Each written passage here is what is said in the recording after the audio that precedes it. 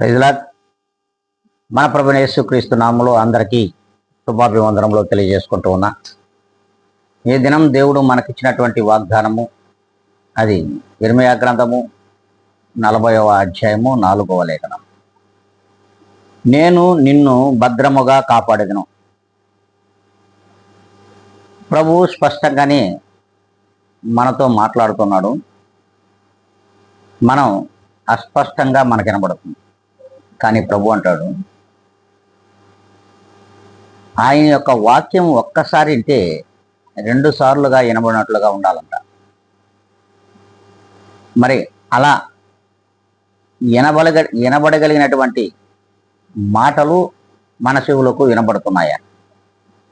అందుకే ప్రభు అంటున్నాడు, నేను నిన్ను భద్రముగా కాపాడదును. గత దినములన్నిటా కూడా నిన్ను భద్రముగా కాపాడాడు.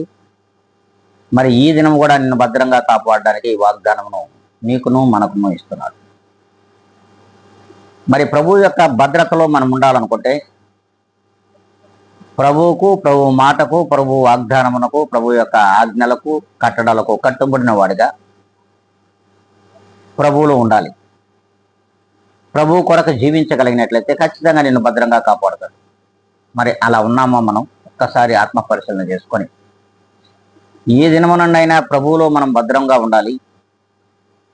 ప్రభువు కొరకు మనం కనిపెట్టుకుని ఉండాలని ఆశ కలిగిన ప్రాణములందరూ కూడా ఈ యొక్క ప్రార్థనలో ఏకీభవించాలని ప్రభువు నామములో మీకు అందరికీ కూడా తెలియజేసుకుంటూ ఉన్నాను. పరిశుద్ధాత్మ దేవుడా, కృపా సత్య సంపూర్ణుడు అయిన నా తండ్రి, నీవు నమ్మదగిన దేవుడు ప్రభువా. ఇదిగోనైనా వీక్షించుతున్న నీ జనులందరినీ కూడా ప్రతి ఒక్కరిని మీరు భద్రముగా కాపాడమని, అట్టి భద్రత కొరకు మేము మీ నామమునకు కట్టుబడి ఉండేవారుగా మా హృదయములను, మా తలంపులను,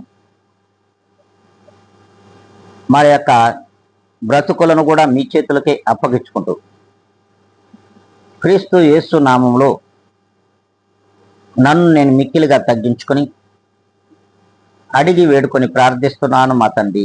ఆమెన్.